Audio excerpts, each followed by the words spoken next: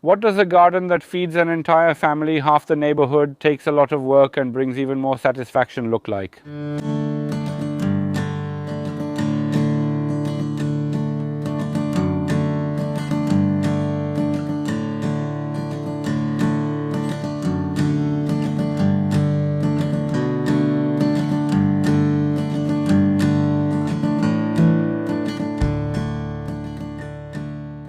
Good morning, my dear friends. I'm in another garden as part of the Wow Garden 2026 project, in a garden that feeds the whole family and half the neighborhood. Today we're going to meet here with Paweł, who will tell us the story of this garden and explain what's important in this garden and why this is the vegetable zone. So if you want to find out more, of course, I encourage you to subscribe and leave a comment. Do you also have a vegetable zone in your garden, and how important is this vegetable zone in your garden? And don't forget to share it somewhere so that even more people can learn about these beautiful gardens that we show as part of the Wow Garden project. My dear friends, here he is, the author of all this commotion with the vegetable garden and this beautiful vegetable zone. Hi, Paweł. Hi, welcome. I'm glad we came here. Will you show us some of your tricks for this vegetable garden today? Hi. I'd be happy to show you all the tricks I've used in my vegetable garden and tell you about them. Fantastic, let's go. Paweł, tricks are tricks, you'll tell us about them, but first I'd like to know how it all started with this garden. How old is this garden? And from the very beginning, a few years ago, did you feel deep down that you would have a garden, or did it just come up from time to time, popping up every now and then? I mean, even when I was looking for a plot to build a house, I was looking for one that would be suitable for a garden. I wanted a plot that was as empty as possible without any existing plantings, so I could create all the plantings from scratch myself. So did you already have some kind of garden design or plan in your head, or was it more about coming up with different spaces spontaneously later on? Well, the moment I bought the plot, I started designing. I flew a drone, took a picture of the whole garden from above, and first on paper, then on that photo, I started arranging the individual elements. Ah, that's good preparation, because that space, well, men do see space a bit differently, but actually good planning is a great thing. I have another question. How many years have you been building this garden? The garden, well, we've been living here for 6 years, but the garden actually started before we built the house. So you could say we started unusually with the garden first, and then the house came later. I started the same way, and tell me, the main feature in the garden, which you're about to show us, the greenhouse, when did it appear? Was it also at the very... It will be the 7th year now. The greenhouse was built a year before we moved in. First came the greenhouse, then the house.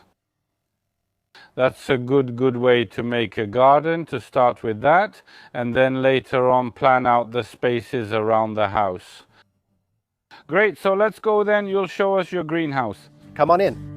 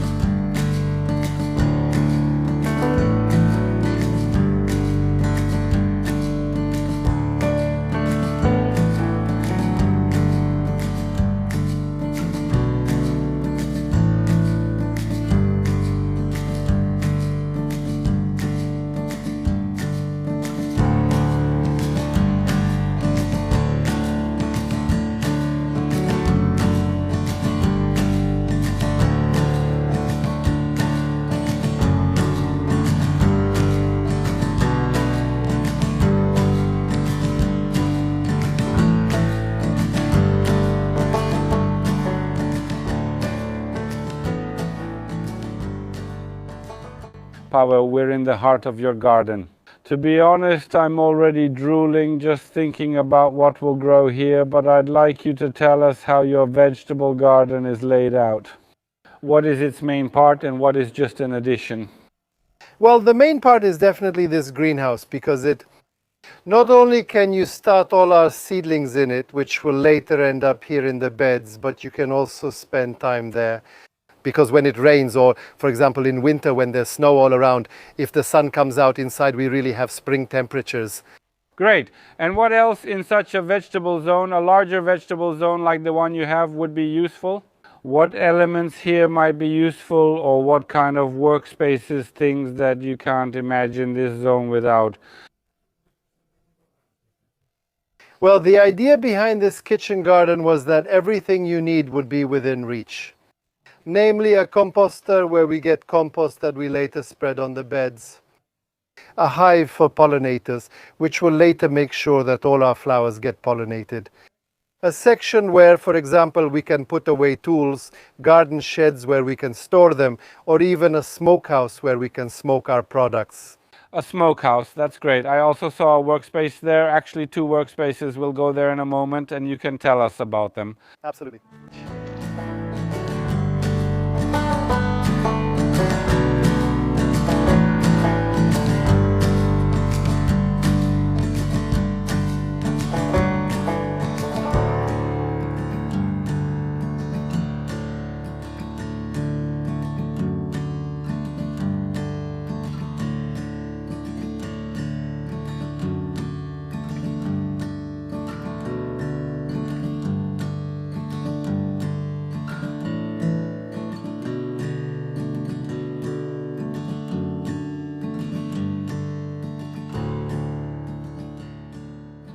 There are usually a lot of green waste materials in the garden. Tell me, how do you use them? We're standing by the composter, so I'd like to learn more from you about how it works. All the waste here, especially the green waste we produce in the garden, we throw into a 3-section composter. The first section is for fresh compost, where it's processed here. Even when I started the composter, I added dendrobana worms from a fishing store, which really sped up the composting process. The second section is for finished compost, which, well, it's currently empty because everything has already been used in the garden beds this year. And the third section is for when we cut down trees or shrubs in the fall or spring. We put everything through the shredder and keep the wood chips in this section, which are later used for mulching the garden beds. Ah, so it's a composter with an extra section for chipped material. There's also a bee hotel behind us, which you made yourself. And how? Tell me, how does it work? And you already mentioned that maybe the bees that are there pollinate all the trees in your garden and they don't have to look for it elsewhere. Tell me, how big does a bee hotel like this have to be for the bees to manage pollinating the nearby, for example, fruit trees? Does it matter? Oh, one just landed on your shoulder. They don't bite. Not like that. A bee hotel like that doesn't have to be big at all, because it's enough to just take a small bundle of reeds, tie it with tape, and hang it on a tree or under some kind of shelter. And that's literally enough for pollinators to show up there. This one here is actually a bit bigger because I've introduced both red mason bees and horned mason bees here. Horned mason bees hatch 2 or 3 weeks earlier, so when the first crocuses appear in the garden, we already have those first pollinators here. And they're actually going to sleep at this point, right? Well, now, as you can see, all the tubes are sealed. We have about 10 to 15 larvae per tube. They're growing in those tubes now. By September, a fully formed bee will develop, which will sleep until March or April. And then they fly out and do the coolest job in the garden. Yes. An important thing is to protect those tubes with a mesh, because let's be honest, such larvae are a delicacy for birds. So to prevent them from pulling out the tubes, we secure them with a mesh. Great, thanks for giving us that advice. You said you have a few interesting solutions in your vegetable garden, and now I'd like to ask you about 2 of them. How do you deal with scattered tools in the garden? I think everyone has encountered this problem, that you throw tools next to where you're working, you step on them, and I'm sure everyone has gotten hit in the head with a rake at least once. Yes. That's why, from leftover wood we have in the garden, we can make a simple stand that will organize our tools, and we won't have this problem anymore. They're within reach, and on top of that, this stand looks really good. And here's the second trick. How to solve the problem of breaking currant or gooseberry bushes, especially those grafted onto a stem. I think we can solve the problem of all trees grafted onto a stem in the following way. Use a board that's thicker than the trunk, drive it into the ground, and connect it with another board which can be any width. We connect all these posts together. By using this thicker board, we get the perfect distance so that the tree is stable between the boards. In this kind of, let's say, gutter, sort of hollow in the middle, and then it doesn't move, you can tie it up. It's a great solution, and actually the currants grow much better then, because there's no chance of them being broken by the wind, for example. Exactly. The weight of the fruit can really damage trees and shrubs, of course. Tell me, what's the situation with space? I ask everyone about space in the garden. Is there a point in a vegetable garden where you run out of space, or do you sometimes still need extra space for vegetables? How does it work? Well, I think like every garden freak knows perfectly well, there's never enough space, and we always promise ourselves this year only 10 or 20 tomato plants, but we always end up planting more than we planned. This year I have 24 varieties of tomatoes, and I promised myself I would plant fewer, but I ended up with more anyway.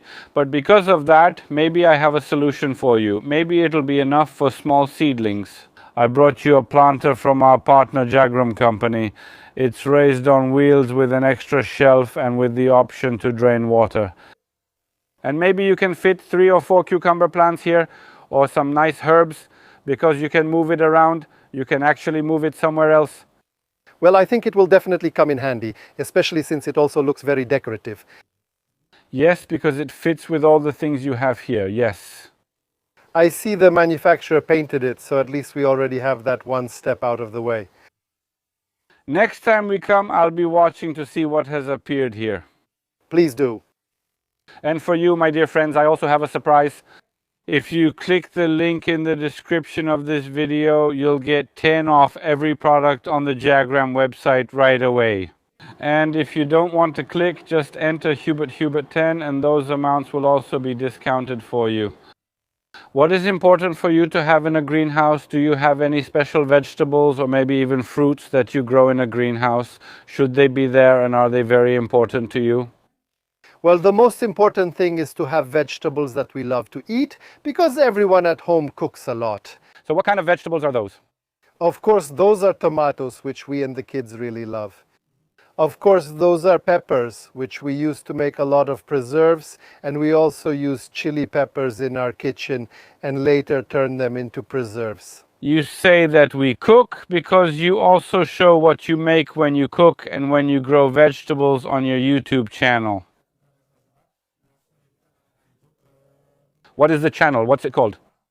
The channel is called In the Kitchen, in the Cottage, on the Plot, and I invite all of you to this channel where you can see what we do in our garden as well as how we process everything in our kitchen.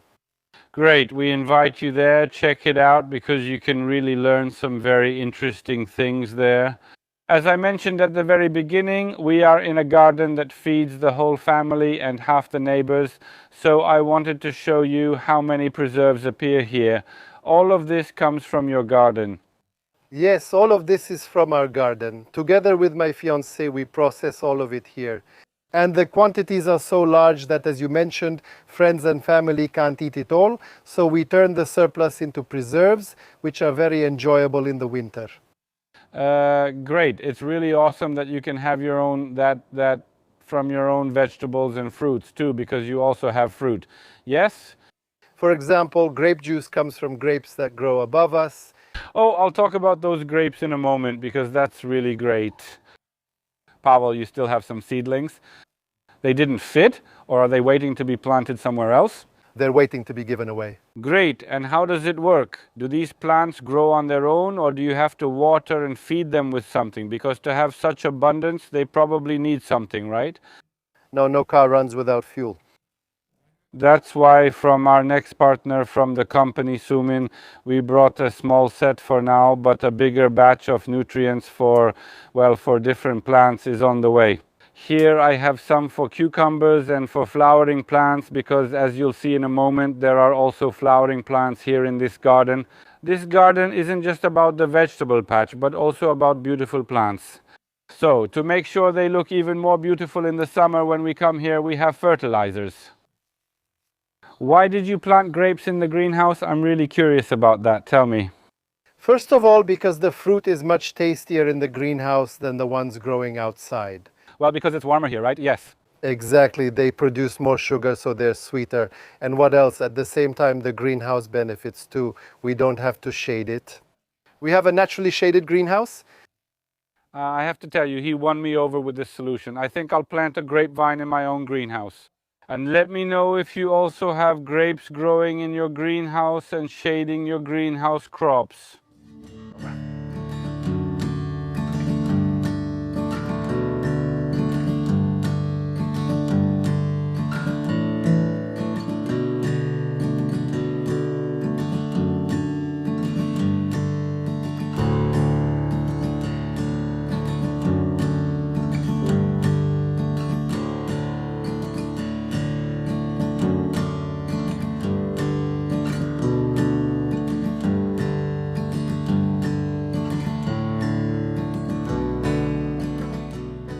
As I mentioned earlier, every spot in the garden, both the vegetable and the ornamental one, is important.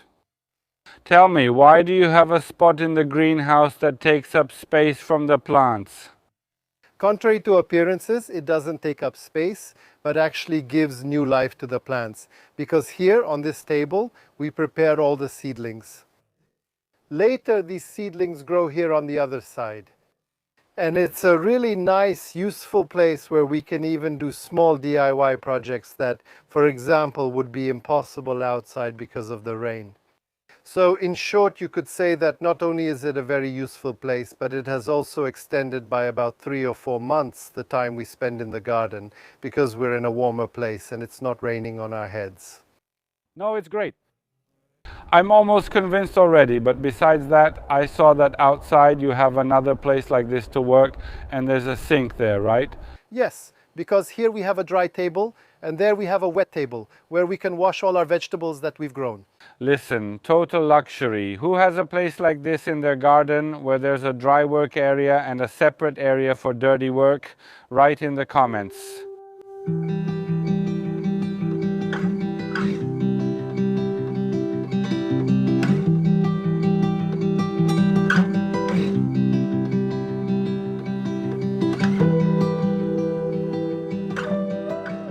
In this garden, even though we say that this garden feeds everyone, it's not just a vegetable patch, because there are also areas with flowering plants.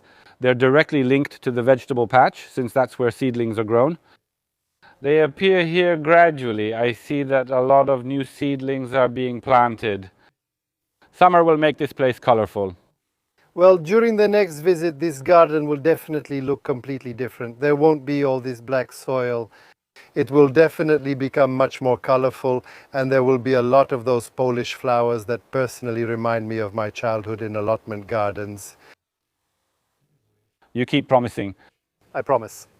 All right, now listen, we're going to one more place that's especially important for Paweł, because he basically did it himself, you did it yourself, and it was supposed to be something else, but it turned out differently. Yes. This whole idea started last year and finished exactly yesterday. Let's go see it.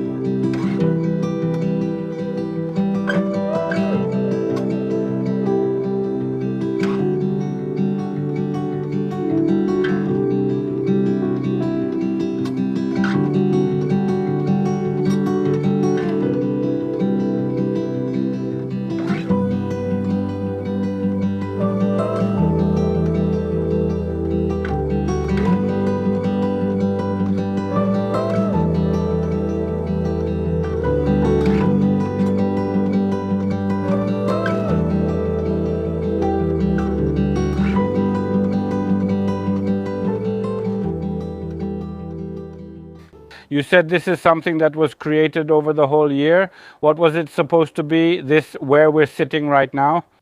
The idea was that it was supposed to be a playhouse for a child. I promised my fiancée we wouldn't buy one since making it myself would be cheaper. And how did it turn out? It turned out the way it turned out. Not cheaper, not cheaper. And it ended up being such a big playhouse for the child. Well, It turned out to be such a playhouse that we can really extend the garden season because of it. And since yesterday when we finished, we've already started using it. It's such a nice little retreat in the garden where I think it'll be great to sit down, relax under the birch trees and read some books. well, maybe it was a bit more expensive, but the satisfaction from doing it ourselves is worth it. I think that satisfaction is more important. We'll show you how it turned out inside in a moment, and you'll judge if it was worth it.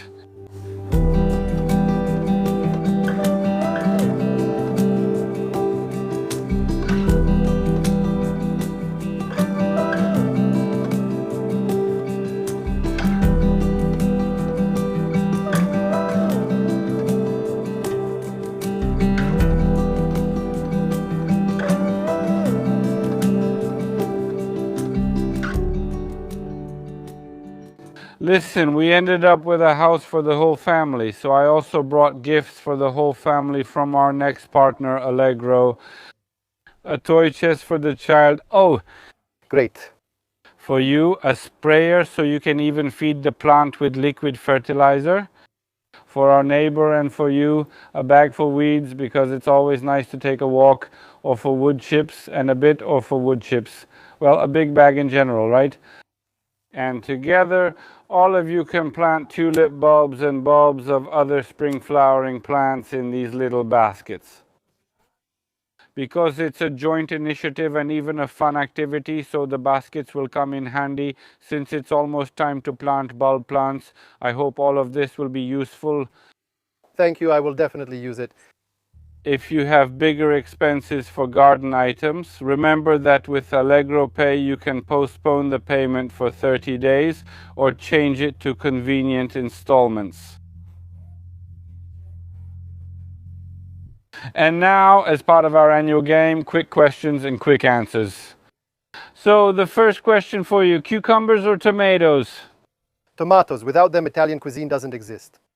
Question number 2, vacation in the tropics or maybe at your own garden?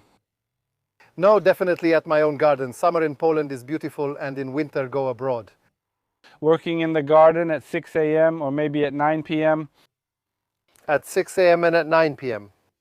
Ah, so you're a hard worker. If you had to plant flowers in the flower bed, would it be cornflowers or maybe sunflowers? Sunflowers because you can eat them. Is spring or maybe autumn a more important season for you? Spring, even though there's more work. So, just to wrap up, Paweł, because it was really nice here with you, I wanted to ask if during our next visit in the summer you could show us how you cook something with your vegetables. I'll show you how. I'll show you how I pick and prepare them and let you taste it at the end. Fantastic. We'll hold Paweł to his word, and remember, if you don't want to miss the next episodes, you need to subscribe. Let us know if you like this kind of kitchen garden and if you have one yourself. And see you next time. Thanks a lot. Thank you for visiting.